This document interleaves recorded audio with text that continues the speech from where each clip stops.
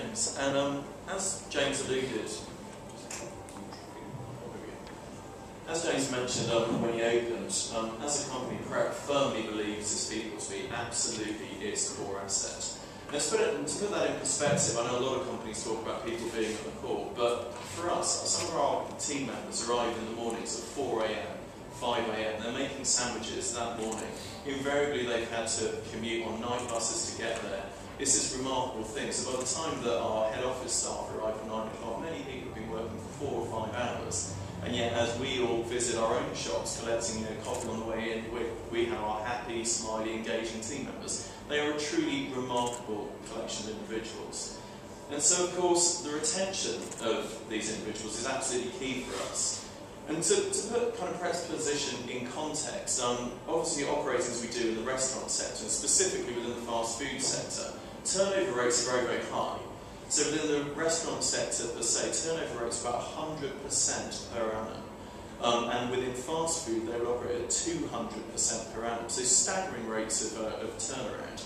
And yet we're very fortunate at Pret that we run a rate of about 40%, which is significantly improved versus the market. And we think a lot about this. We're forever trying to consider new ways to retain staff. And of course, as all corporates, monetary benefits have to play a part. So of course our staff are paid in line with the market, arguably slightly better. And absolutely we have bonus we have bonus schemes in place for our head office staff. But these bonus schemes and this pay is not materially misaligned with any of our competitive set, yet still we exhibit rates of retention that are significantly better than some of our other high street competitors. And we would like to imagine that this is largely due to the time that we spend trying to think about the non-monetary factors that really drive inclusion and drive rates of retention at work. So I'm just going to talk a little bit this evening about some of the things that we think about, probably 4 key areas that we think about as a company. And I think the first one of those areas is very much about values and culture. So at Pret we spend a lot of time trying to build a company that people want to be part of. We want people to go home not talking about the things that they did at work, we want people to go home talking about the things that work stands for. We want people to go home and be able to talk to their friends and be proud about the company that they work for. Because this is the thing that can't be easily replicated. We can go into Starbucks and absolutely they can attract our team members with equal rates of pay, high rates of pay, but if Pret is that company that people want to be a part of, they're proud to tell their friends, then we have the upper hand. And so at Pret, how does that play out? Well, we think about something a lot at Pret. We talk about doing the right thing naturally. And that plays out in many, many different ways. So it might be around food. So we're forever trying to increase our quality of food, increase the welfare of the animals, increase the quality of the product.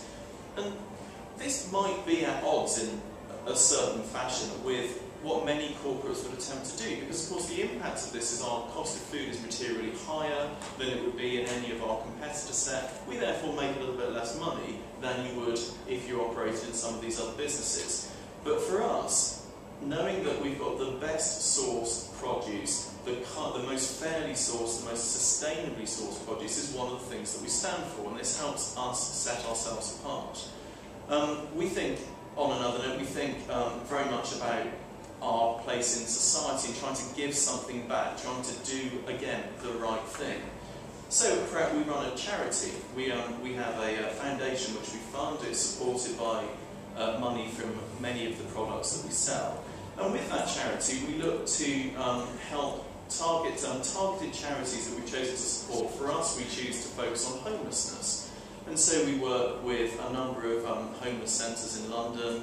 We work to give all of our food that we don't sell at the end of the day away to these homeless charities each night. So we don't waste food, we're giving that away to those that need it best. And so that's another story that people can take home. They're proud to be, in some small way, helping some of the homelessness that everybody sees on their way into work in London.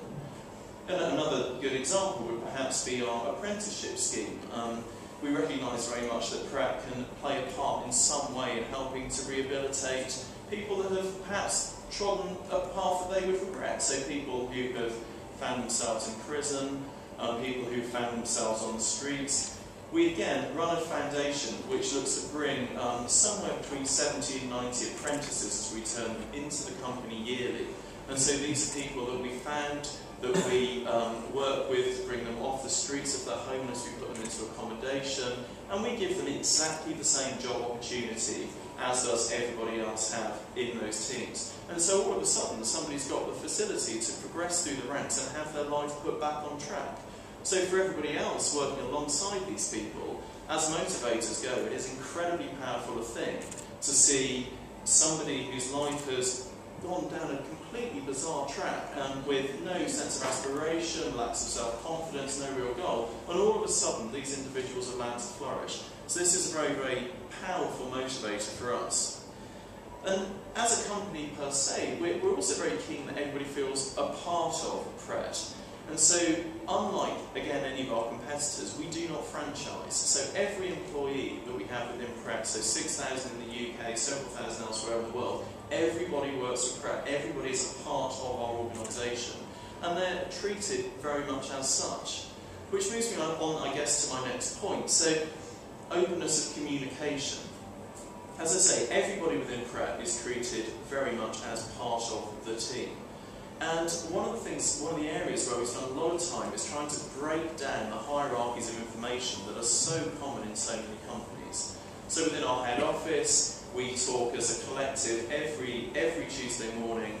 The CEO will talk about things that are going on. I might talk about where we're going strategically. We'll have an update around where we are with our numbers, and then indeed anything else that's relevant for Pret that week. In our shops, every single morning starts with the general manager briefing the team. This is what's going on in the company. Here's how we look. This is what we're doing as a shop. This is how we're performing. This is what we expect of you for the day. This is how we're going to achieve that shared vision. Everybody is a part of that team. And I think with the communication as well, what's very important is one thing to talk to all of our team members. It's quite another thing to listen. And we try to make it very much a two-way thing. So once a quarter we have a collection of all of our general managers and assistant managers plus all of our head office staff. So we're talking something in the region of 1,000 people coming together on a quarterly basis. And this is an opportunity for our shop staff to tell us what it is they want and what it is they think we can do to help them. And I think this is such a powerful motivator because it forces us as a head office staff to really think about things that matter to our shops. Invariably, we haven't thought of half of this stuff. There are lots of things that would go very much underneath our radar, but yet these are the things that niggle. These are the things that make our shop GMs, our general managers, that makes their day harder. And so an example of this, which actually I referenced in the article, would be one of these bizarre things that we have in companies that produce food called unaccounted waste. It's basically a waste that nobody can quite understand where it's come from. So we know we make too many products, we know we're going to give those away to charity, that's waste on the one hand. But sometimes things happen that we don't really understand. Is it loss? Is it just misallocation? We don't know. From our perspective as a head office, it makes no odds. It's a tiny number, it's a rounding difference. But for the shops that are striving for perfection, they're trying to be the best that they can be, this is a huge headache because they don't get it. This is something that they want to make go away. And so from our perspective, we don't really rate it, it's not really an important thing, but from the shop's perspective, it's essential. So rather than turning an eye, we put a team together, some of our brightest people, we put a steering group together, we invited a number of shop managers to come into the head office, and they worked as a steering group, and they looked to address the issue. And I think the most important thing is that with this open communication comes the need to show that visibly you are acting upon the things that you learn about as well. And that's very much what we're trying to do. And if I move on, talent recognition. So this is perhaps the easiest thing in the world to do. Just telling people they've done a great job. And everybody can do that. We as a head office staff carry wow cards, as we call them. We walk around our shops if we believe that people have served us particularly well, if they're doing a good job, we just give them a card. It doesn't always have a monetary value, sometimes it may, but it's small, it might be £20, it might be £50, but the point is that individual being recognised.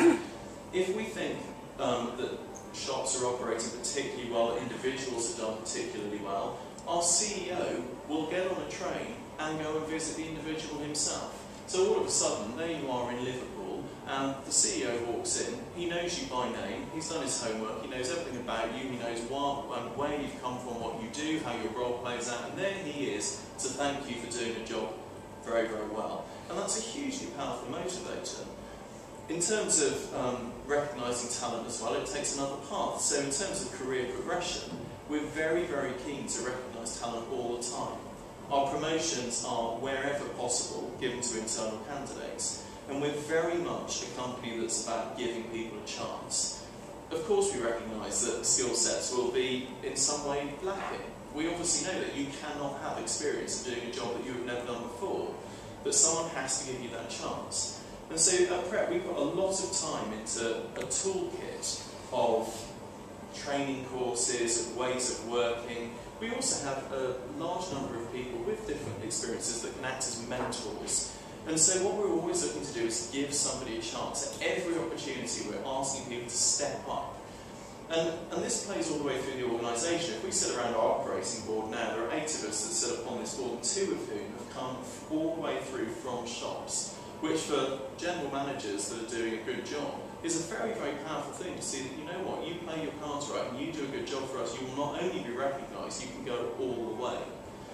And so, I guess, what we also see is within shops themselves, a very, very clearly defined career path for people that come in as team members, that can see how their options can play out, that can see the training courses that are available to them, the skills that they can take on board, and they have a career. So coming into Pret, they're not doing a job, they're forging a career. And that, I guess, is the message that we try to make sure absolutely lives and resonates within our staff. And I guess the final point I wanted to talk about was one around empowerment. So certainly we found that one of the most effective ways of bringing the best out of our staff is to give them more and more and more responsibility. People want this desperately. We see it all the time. And so if you think about our shops, as I said, we don't franchise as a company. All our shops are wholly owned. But within those shops, our general managers have almost sole autonomy. They run these businesses, which in many cases are businesses that are essentially turning over £1.5 to £2 million a year, relatively sizable operations, and these general managers are running those. They're making the decisions. They choose who to hire, they choose how to coach, they choose who to promote, they choose what selection to have on the shelves. They have a vast degree of autonomy, albeit supported with very well-oiled machinery, if you like, in the head office, that they can look to at the point when they feel they need a bit of a steer. Similarly, in our head office, very much our path is to let people have that additional piece of responsibility. You know, when I joined Pret, I joined Pret in charge of commercial finance and analysis. I didn't expect to be heading up the strategy side. But exactly as I said, the CEO said, you know what, you want to do this, have a go. Go and let's understand how we're going to move into our next European markets, completely blank canvas. And the nice thing is that at a company like Pret, they have the support function to let you be the best you can be. And I guess this is one of the things I imagine must be very, very transferable. And yet, weirdly, when I look back at the companies that I've worked with, these mechanisms have not existed. You know, I think to the big roles that came up in any of my previous lives, and these are externally filled, which is hugely demotivational for the people that have been working very hard within the company. The skills, the training facilities have not been in place to help the individual achieve their goals. And so I think hopefully Pret will continue to work on making this a better and better and better process, and embedding this culture that fosters motivation, further embedding it, and hopefully in markets that are downturning, lots of uncertainty in the economy, this will hopefully be the thing that allows us to ride out any storms that we might see in the retail market over the coming years. Great, thank you, Richard.